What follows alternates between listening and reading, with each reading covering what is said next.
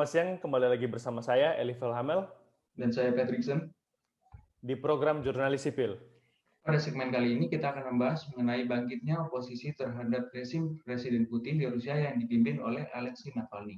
Pada segmen kali ini kita juga akan melakukan wawancara dengan analis politik internasional Bapak Abhiram Singh Yadav.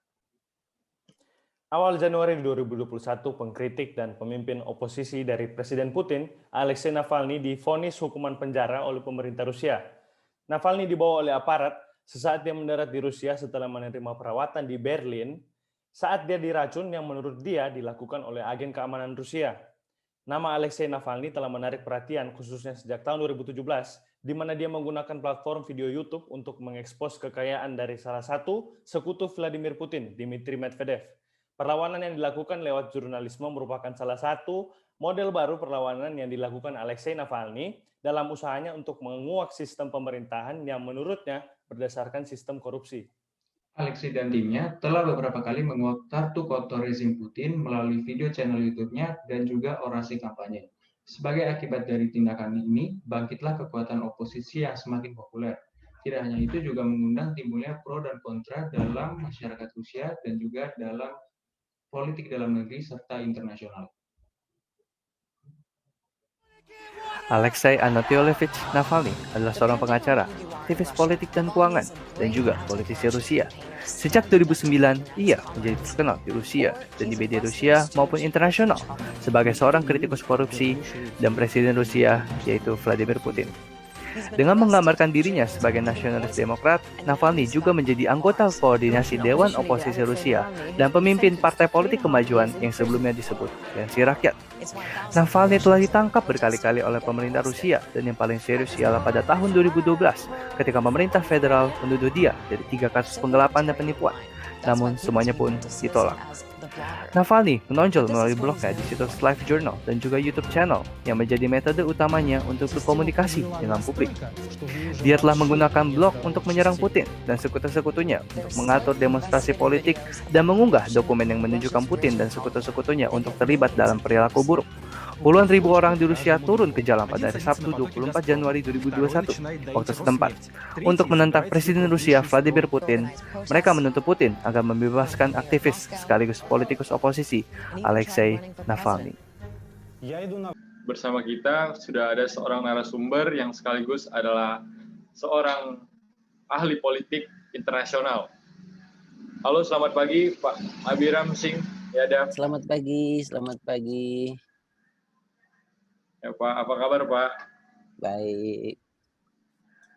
Ya Pak, jadi seperti yang kita ketahui kan Vladimir Putin adalah suatu tokoh yang telah berkuasa lah ya di Rusia selama kurang lebih 21 tahun. Nah, dengan strateginya itu ia berhasil mempertahankan kekuasaan pemerintahannya. Nah, tapi namun akhir-akhir ini dalam 3-4 tahun terakhir itu muncul suatu tokoh politis yang sering disebut sebagai oposisi, yaitu Alexei Navalny, Pak. Ya. Nah, yang pertama kami menanyakan Bapak, apa pendapat Bapak mengenai bangkitnya Navalny itu sebagai pemimpin gerakan oposisi terbesar Putin di Rusia, Pak? Baik, terima kasih. Pertanyaannya sangat menarik ya, dan tentang Alexei Navalny ini memang lagi trending ya. Dan menarik dilihat, ini kan sekarang adalah politik ini kan harus dilihat secara luas ya kan. Satu ya, of course dari kacamata populis yang kita lihat dengan kebangkitan Navalny, tapi juga kita harus lihat antropologi daripada Rusia itu sendiri ya kan.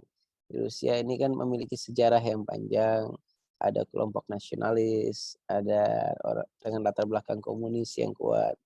Jadi Navalny memang berhasil mendapatkan popularitas yang tinggi di kalangan anak muda ya. Yang anak muda ini dengan catatan mereka tidak punya pengalaman sejarah komunisme masa lalu.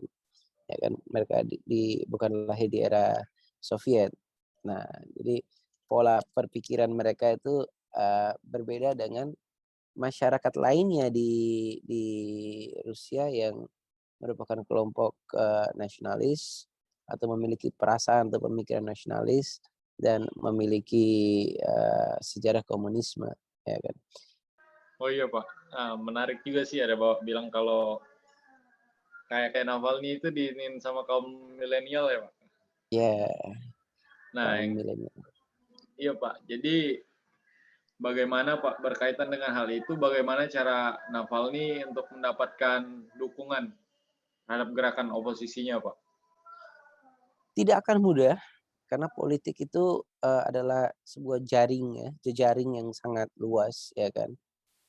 Dan terkonstruksi secara sangat kuat secara administrasi ya, secara birokrasi, secara administrasi, secara politik, secara gerakan ya kan. Jadi hanya menjual ide demokrasi secara sepihak itu tidak akan cukup unless Navalny ini berhasil membuat konsep untuk menyentuh masyarakat ruler, masyarakat pinggiran Rusia, kelompok usia menengah dan usia tua yang memiliki nasionalisme yang kuat, ya kan. Nasionalisme di Rusia itu apa kan? Nasionalisme Rusia itu kan salah satunya adalah jika dilihat dari perspektif internasional adalah tidak sejalan dengan pemikiran Barat lainnya, tidak sejalan dengan konsep liberal, kira-kira begitu. Dari kebangkitan dan kerja Navalny itu, apa dampak yang akan terjadi Pak kepada khususnya terhadap instabilitas politik di Rusia Pak? Ya, jadi gini, terhadap stabilitas politik di dalam negeri di Rusia, kita bisa lihat bahwa Putin memiliki kontrol yang cukup kuat ya. Dia sudah jadi presiden sepanjang umur ya. Tapi bagaimana dengan dampak pengaruh luar negeri terhadap politik dalam negeri dengan memanfaatkan isu Navalny, ini juga kerap menjadi perdebatan ya dari para pemikir-pemikir global. Tapi kita bisa lihat bahwa dalam konteks tatanan antar bangsa dan negara itu kan biasanya non-interference terhadap politik domestik. Navalny, makanya saya bilang dia masih euforia, suatu orang yang ingin maju sebagai presiden, ya kan. Tetapi apakah rakyat ingin dia benar-benar menjadi presiden, itu masih euforia kaum milenialnya saja, kaum mudanya. Gitu, Vasco. Oh iya Pak, seperti yang kita tahu Pak, Rusia kayak masih banyak hubungan tegang ya dengan negara lain Pak. Nah jadi seberapa besarkah kemungkinan terdapat campur tangan pihak-pihak asing itu Pak dalam gerakan Navalny ini Pak? Jadi hubungan tegang ini kalau kita lihat sejarahnya Rusia ini itu sebagai bentuk deterensi dia, ya kan? Sebagai bentuk deterensi yang dia bangun, dia punya kekuatan, ya kan? Dia tidak sampai perang kan, hanya ya nakut-nakutin, tegang-tegangan aja. Dengan itu dia menghindari perang. Jadi deterensi adalah pada saat dia bisa mengimbangi kekuatan daripada lawan-lawannya, maka lawan-lawannya tidak akan menyerang dia. Untuk dia tidak diserang, dia harus menunjukkan dia kuat. Ini teori perang dingin, ya kan? Yang masih dipelihara oleh Rusia sampai dengan saat ini, ya kan?